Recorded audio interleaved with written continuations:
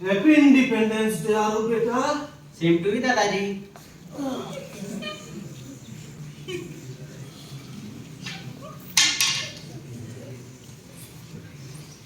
आरो बेटा, आज आजादी का दिन है। पूरे देश भर में आज आजादी का झंडा फहराया जाएगा। चलो बेटा, बाहर चलते हैं। दादाजी आप मुझे परेशान मत कीजिए, मुझे पबजी का टूर्नामेंट जीतना है और वैसे भी हम आजाद हो ही चुके हैं, तो बाहर जाकर क्या करना। क्या कहा तुमने? हम वैसे ही आजाद हो गए हैं। तुम्हें मालूम भी है इस आजादी के पीछे कितने बलिदान हैं? अच्छा, तो फिर आप ही बता दीजिए क्या होता है आजादी का मतलब और कैसे मिली हमें ये आजादी।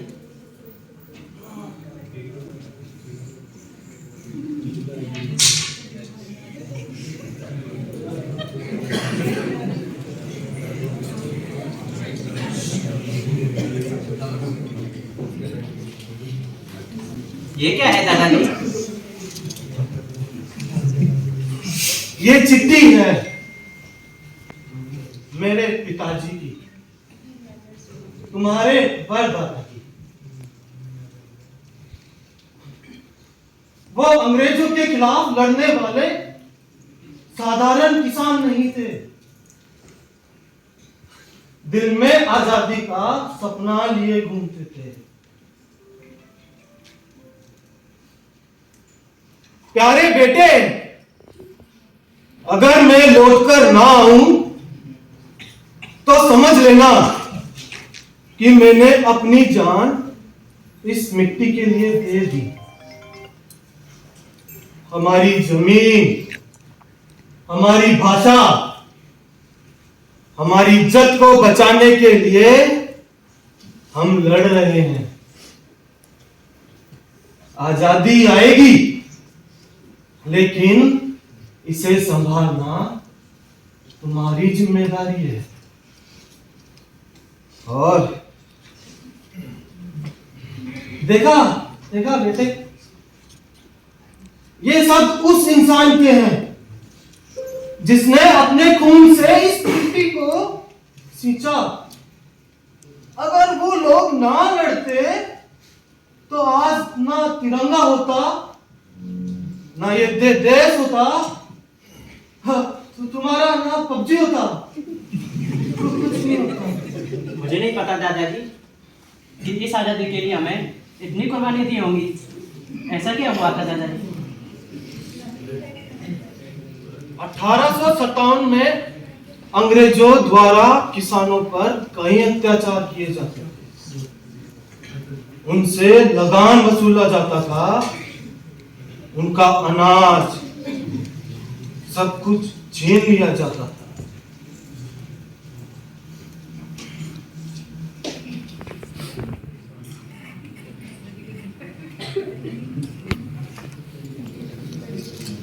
जी, क्या हुआ है? बड़े परेशान लग रहे हो।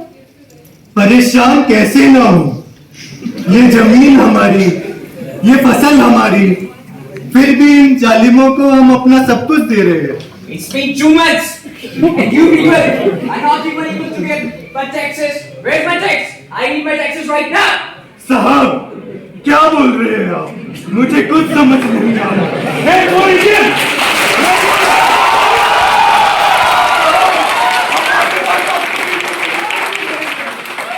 ये बातें क्या हमें छोड़ दीजिए। सब फसल बरसात में खराब हो गई। No excuses. साहब! You're dead. Take it back. नहीं! छोड़ दो। तुमने हमसे हमारा सब कुछ तो छीन लिया है। अभी ढेर लेके जा रहे हो। छोड़ दो, हम हमारी जान रखे हो। देखिए वो दादाजी ने क्या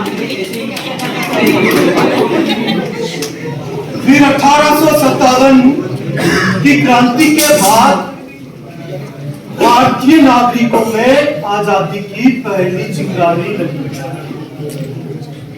और कई नागरिकों ने तलवार उठाकर अंग्रेजों का सामना किया।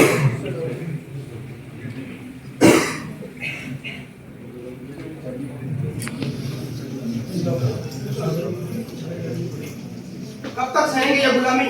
कब तक हम इनके गुलाम रहेंगे, हमें कुछ ना कुछ करना ही पड़ेगा। सही कहा साथी, हमें आवाज उठानी ही हो। हमें अगर युद्ध के लिए तलवारें उठानी पड़ी तो हम तलवारें भी उठाएंगे। सही कहा भाइयों आपने।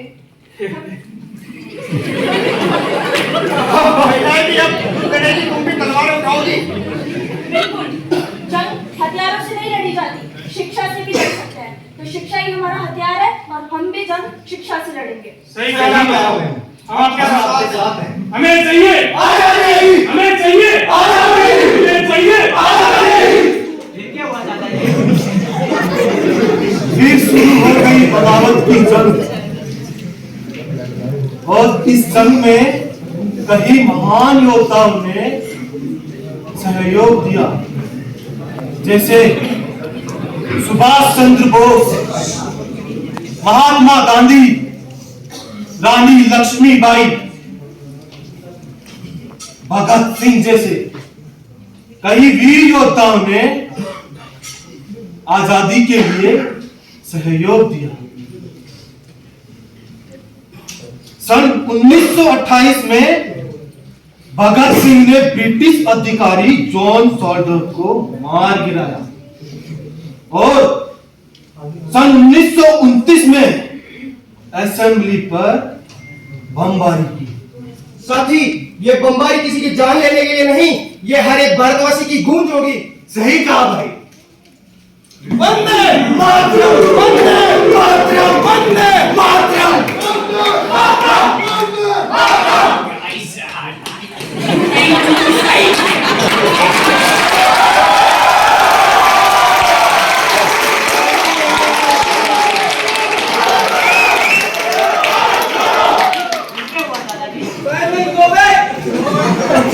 फिर 23 मार्च 1931 को भगत सिंह,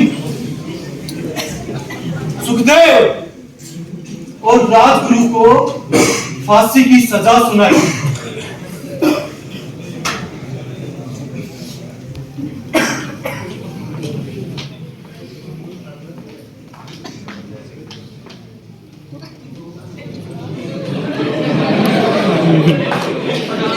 कोई आखिरी इच्छा? फांसी से पहले हम तीनों भाई एक बार गले मिलना चाहते हैं। ये भी कर लो।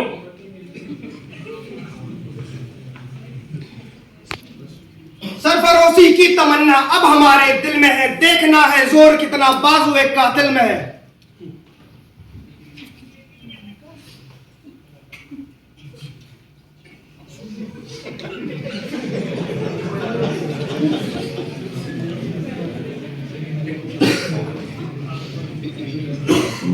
इनकलाब जिंदाबाद, इनकलाब जिंदाबाद।